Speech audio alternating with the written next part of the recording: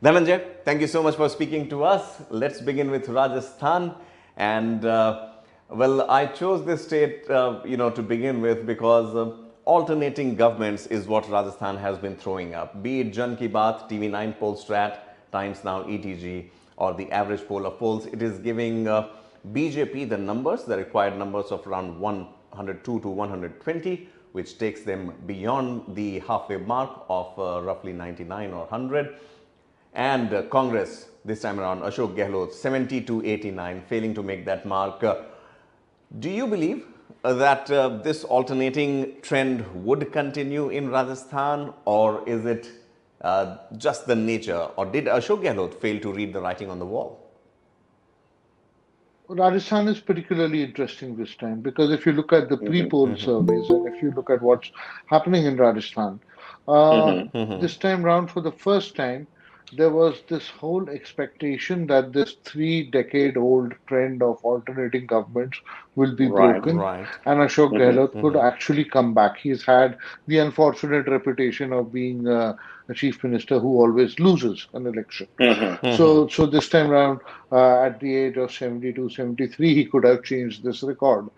And Right. Right. one of the reasons was, of course, the way the Congress somehow managed to control faction and fighting between Sachin Pilot and Ashok Gehlot. But Absolutely. the bigger reason I think was also that there was the absence of Vasundhara Raje Scindia at the helm of affairs, and it is quite clear that many of her loyalists who didn't get tickets have also contested as rebels. So that could have been a factor. But the sense that one gets is that as ticket distribution went on, the Congress bungled up about 25, 30 tickets where they have given tickets to candidates who were not really on the field, people who were 80 odd years old.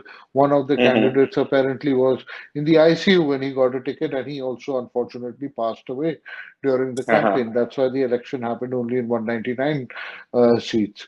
So this kind of finally self-sabotage kind of a story of the Congress could actually cost it the Right. opportunity to break this trend. Uh, it's clearly advantage hmm BJP if you look at the polls, but I would Right. still say, given the hmm absence of Vasundhara Raje Scindia and all the other factors, Right. it might be too close to call. hmm You're right. I mean, the I mean, numbers the numbers also, also, pointing. pointing in Rajasthan, possibly since I spent some time also over there, looks like it is going to be a tough one there. Dhananjay, stay with us. We are also joined by Professor Sanjeev Ratna Singh, political commentator, Dean, Times School of Media, Bennett University. Sanjeev, thank you so much for speaking to us, and always a pleasure to host you. Needless to say, for our viewers, we have worked together earlier in my very earlier careers. Thank you, Sanjeev, for once again taking time out. What Dhananjay says as of now, when it comes to the critical case of Rajasthan, the loss for the Congress there is not just because of an alternating government trend that has been there in Rajasthan. Do you believe Ashok Gehlot could have done a few things better in order to maybe buckle this trend after 3 decades? That's a very tough question because I think Ashok Gehlot has tried every trick in the book to make sure that he comes back to power Comes and back. Comes back. you know change the trend which we have witnessed for the past 3 decades, where BJP and Congress have been sharing power. I think more or less I agree with Dhananjay ji on most of the points that it when the campaign started, it seemed as if Congress had the edge, but I think by the end of it, the BJP somehow managed to get their house in order and get things going on the ground. And there seemed to be a little bit of overconfidence on part of the Congress in Rajasthan, at least. And Right. that I think seems to have cost them a lot. Plus, BJP's rule book is very clear that when it comes to anti-incumbency, they just they change their candidates in the elections. So they've done that. Congress also tried to Right. do it, but they were neither here nor there. So therefore, that situation arose. Then, of Right. course, there are smaller parties which play a very important part. Each election, we see about 20 odd seats going to these smaller parties.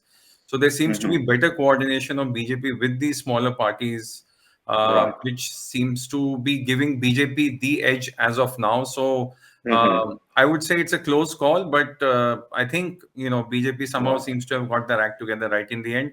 Plus, Mm-hmm. historically, I think the what results of the past 3 decades show, we will have to give an Uh-huh. edge to the BJP. BJP itself. But definitely But that's definitely, that's the the benefit of doubt, as you say, in cricketing parlance also. Dhananjay, talking about Madhya Pradesh now, that the figures coming out from there obviously pointing to a hung assembly. Obviously, Congress trying to bounce back into power with, what happened with Kamal Nath in 2020, and now Shivraj Singh Chauhan, still the numbers tilting in favor of BJP there in Madhya Pradesh, but looks like a tight contest, a neck and neck there in Madhya Pradesh. Right, indeed, because I was personally, after getting ground news reports from Madhya Pradesh, was of the opinion that the Congress will pull it off. And there right. were two or three major factors behind it. One was that Mm-hmm. in ticket distribution, this time Kamal Nath was in full control. So faction Mm-hmm. infighting wasn't there the way we saw faction infighting in 2018, where Kamal Nath and Digvijay Singh were on one side, and Mm-hmm. Jyotiraditya Scindia uh, finally managed only about 30 odd seat tickets in his Chambal Gwalior area, and the rest were all Kamal Nath's call. This time around, there was no such factor. So one, the Congress party was more united, so to say. The second reason was that there was an element of fatigue with Shivraj Singh Chauhan's government. Right from 2014 up until date, there have been more and more scams and things going wrong, and those attacks on tribals, on Dalits, etc., were all popularized by the Congress's social media cell, and ultimately there seemed to be a bad, negative sentiment against Shivraj Singh Chauhan. Shivraj Singh The Chauhan. final factor that Mm-hmm. I was looking at was that as many as 40 leaders who left the Congress and switched sides towards the BJP with Jyotiraditya Scindia went back to Right. the Congress. Now, Congress. I would like to say that Jyotiraditya Scindia is one of those few leaders who are really popular in their own region. So, Gwalior Chambal region, he's like a superstar, like the Hoodas in Jhajjar Rohtak, for instance. So, he's a Right. regional star in that sense. And even though he's so popular, people who had stayed with him chose to go back to the Congress. So that meant that there was some groundswell. But on the other hand, Shivraj Singh Chauhan is, if I may say so, one of the most street smart leaders you see today in today's politics. So although he wasn't really announced to be the chief minister for the fourth time, because that would have Right. maybe affected a lot of equations, but he is a very, very smart politician, and the way they worked, the BJP worked, putting in ministers, senior leaders like Narendra Singh Tomar and others to contest with Han Sabha. I think ultimately Right. it has worked to the BJP's advantage, and that is why Madhya Pradesh today, if you look at the exit polls, seems to be going towards the BJP. If I were to pick the polls with a better track record, so to say. On the other You're right. hand, You're right. if I were to put my money Mm-hmm. on either party, I would say it's again a close call. And I'm Mm-hmm. just surprised because if this is the case, then it's very Mm-hmm. unfortunate for the Congress because they have actually lost a great opportunity that they had. Right. Madhya Right. Pradesh is one of the strongholds of the BJP, Mm-hmm. and breaking into that would have given them a big boost for Mm-hmm. 2024. And if they've lost Right. it, Right. it's certainly a big loss for them. Right. Right, Sanjeev, Sanjeev, too early to too call early to Madhya call Pradesh Madhya as of Pradesh now, as and of now, all. and also, in this election season of promises and guarantees, do you believe that the last-minute push from the Shivraj Singh Chauhan government, be it the Ladli Behna Yojana, do you think it will sail it through just past the magic figure in Madhya Pradesh? Oh, I would say that it's still close, but if I have to choose one party between the two, again, Mm-hmm. unfortunately, it will be the BJP, because as Dhananjay ji said that, this was the Mm-hmm. best opportunity for the Congress party to make its mark in Madhya Pradesh. The Right. infighting was so-called very limited, because most of the infighting, the people who were infighting had moved out. And Mm-hmm. the fact that some of the leaders who moved with Jyotiraditya Scindia to BJP came back actually Mm-hmm. was an indicator that the Congress was on a very strong wicket.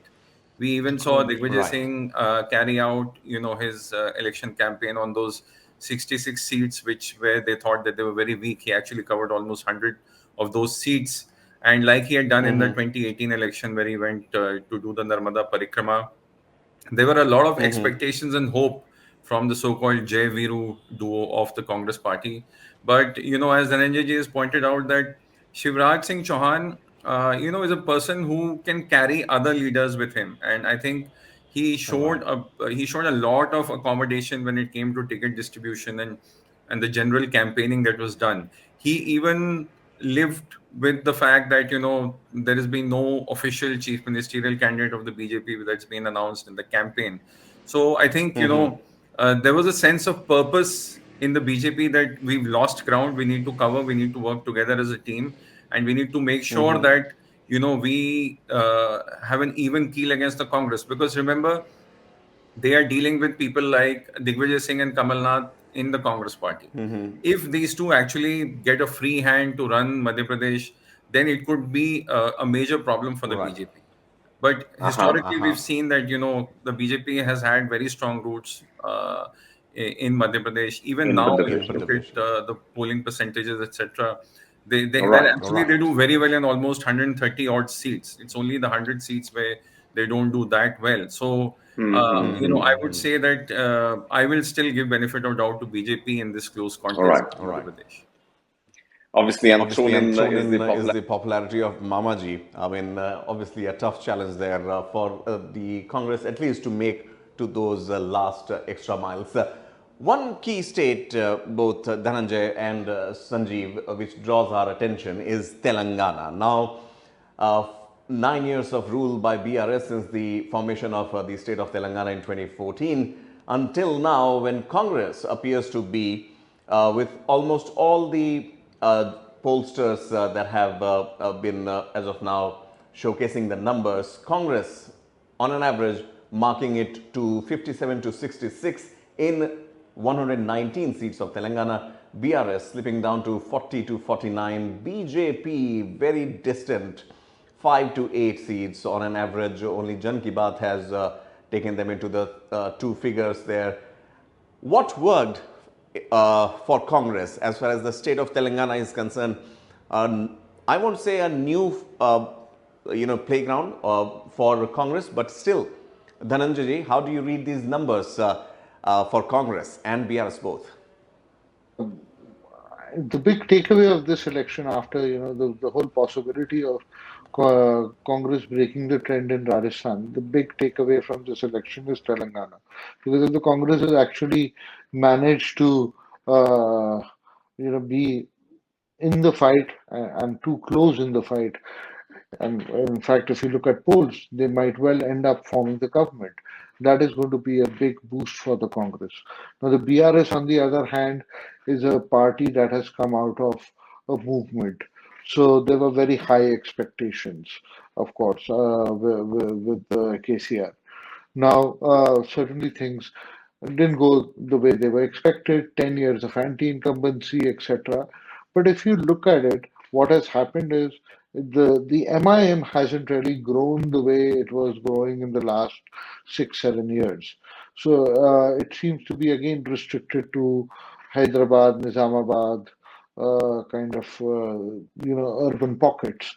Uh, on the other hand, if you look at the BJP, last Lok Sabha, one big takeaway for the BJP was that it's doing well in Telangana. In fact, many star candidates of the BRS were actually got a run for their money, and the BJP was doing very, very well.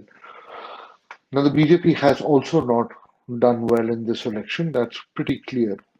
Mm-hmm. And these two factors together have Mm-hmm. given a boost to to the Congress. So, consolidation of Muslim votes, consolidation of Reddy votes, and capitalizing on uh, the failed promise of the TRS, so the TRS, which is now the BRS, so to say, seems to have worked to the Congress's advantage. And if they actually Right.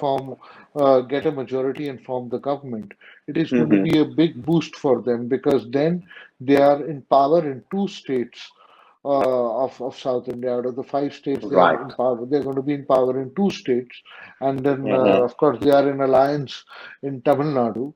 So Right. they will be very well placed in South Mm-hmm. India for the 2024. 2024 elections. So that's going to Indeed. be a big factor in this election. Right. Sanjeev, two things that come from that here. come from here. First, First, obviously, the obviously, the infight. infighting within the BJP, the kind of changes that were being made. Telangana BJP chief was changed. Bandi Sanjay was moved out. In came G. Kishan Reddy. That too with some sort of speculations. That's one factor that could have aided, or I would like to know from you how that impacted the fortunes of BJP or maybe helped Congress. And secondly, the role of AIMIM. Asaduddin Owaisi, I mean, his role and his party's positioning in Bihar Assembly elections or other state elections have at times played the role of, cutting the votes for the incumbent government. Do you believe something of this sort also played out? The larger thing was happening because, as Dhananjay ji has Mm-hmm. pointed out, Mm-hmm. we had the GHMC elections in 2020, and that's where we saw Right. the real spurt for the BJP. They did really well. They almost gave a fright to the TRS, which is now the BRS. And, there was this talk that BJP is going to just sweep the state by the time the elections come. But what we're actually seeing that, when the campaign started, I spoke to a few people, and it was Uh-huh. surprising that, they were saying that, actually the Congress is doing well. And then, Okay. on doing some more research, there seems to Mm-hmm. be this perception gaining ground in Telangana that, all the other parties like the BRS, AIMIM, BJP, they all seem to be having some sort of a tacit understanding to keep the Congress out. And Right. therefore, Right. what could have happened is that Mm-hmm. this election could have become something like Congress versus the rest election. And in that case, Okay. and as Dhananjay just pointed out, that the minority consolidation has played a major role for the Congress party if they do well in this election. So, that kind Mm-hmm. of a feeling when it comes in, and coupled with Right. the fact that you have somebody like KCR as the chief minister, who spent most of his time trying to stifle, demonstrations and protests which were happening. So, Mm-hmm. for a state that is born out of these kind of protests, to see that Right. the How leader can you? is actually trying to muzzle the same thing by not providing infrastructure, but to muzzle these things. So I think that has been a major drawback for the BRS. And the fact that this Mm-hmm. perception that, everybody wants to keep the Congress out seems to be working Mm-hmm. in favor of the Congress. And if they do form the government, as Dhananjay ji said, there is no doubt that it will be a Mm-hmm. big shot in the arm for the Congress party before the 2024 Lok Sabha elections.